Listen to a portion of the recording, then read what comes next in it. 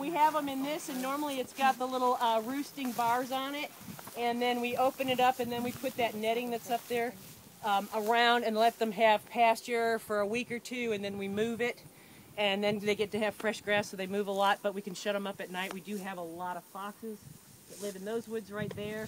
People say there's coyotes around here, and then there's possums and skunks and other things that'll just get in and wreak havoc. Them or their eggs. So. And where do you get your chicks? We get them in the mail from either, what hatchery is it? I wasn't expecting that answer. I wouldn't either. All right, what is it? Meyer Hatchery is one, and then there's I can't think of the name of it. I don't know, it's somewhere in the mid. I just want you to tell them to get them in the mail. Oh, yeah. Yeah, they come in a mail in a box, and they're just day-old chicks. They hatch them out, and then they somehow figure out how to sex them and stuff, so you know if you get males or females, if you want the laying hens or if you want straight runs. And do any of them die? every now and then there might be one or two that don't make it. Very rarely. Now, turkeys come the same way. Turkeys are born with like zero resistance to any kind of diseases or problems, and they drop dead left and right, and they're like about $10 a bird, baby bird. So when you have a flock of 60 and 20 of them die within a week, it's a real bummer. But sometimes they do fine, and sometimes you can have the option of giving them a shot, and we'd always not done that. But after that one time of having the really bad one, we thought, well, maybe next time, and then we didn't do it. But chickens do well. They usually, unless they're exposed to real extreme, cold, they don't get because if it's cold, they'll all pile up on each other, and you can lose some that way. But if you've got the right brooding situation when you first get them in, they usually do well. Awesome. Yep.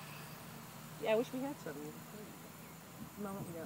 We have a greenhouse that is going on 10 years old, so the plastic is about ready to be replaced, and it's a big weedy mess, and I really don't use it except for in spring to start my seeds.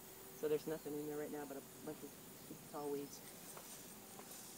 There's my cherry tomatoes, or my Romas, or what are they called, Juliets. And that's all I know, I think.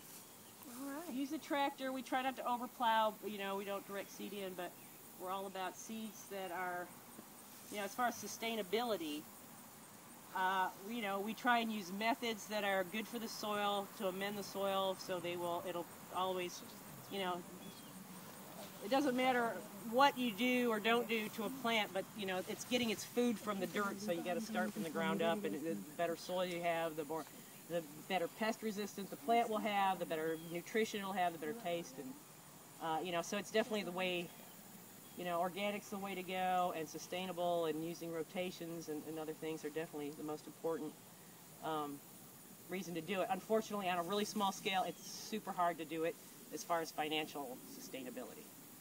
Obviously, my husband took a job. I might even have to get a job this winter, and we've been doing it all these years, and you can't get ahead because our country just doesn't put a value on food.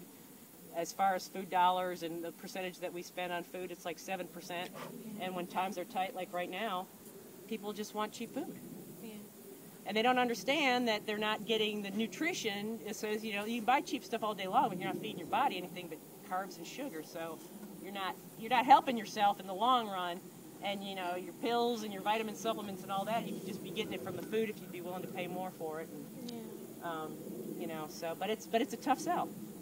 Because the country as a whole doesn't want to pay more for food and stuff, so they want it to be cheap, because there's always cheap food out there, and that's the other problem is, when you've got subsidies, when the government, that's what you're actually paying for your cheap food, is you're paying for it from government subsidies that are paying these big farmers to grow it for less than it costs to grow it.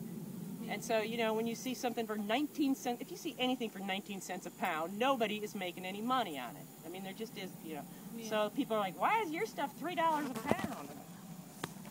Because we're doing it from scratch by ourselves, and we're putting expensive things in the ground, and we're using the best quality, and we're only giving you the best, that make it on our thing, and a lot of it laid on the ground, and it just, it costs more to do that, and we're paying ourselves, and, we're not, well, I say we're not working for $15 a day, but I think we are. We don't. We're really bad bookkeepers, and we don't want. And if we did the hard math, we probably would have quit years ago. Yeah. But we love doing it too much. So. It's fun. Huh? It's fun. It is fun sometimes. Get a free tan. Yeah.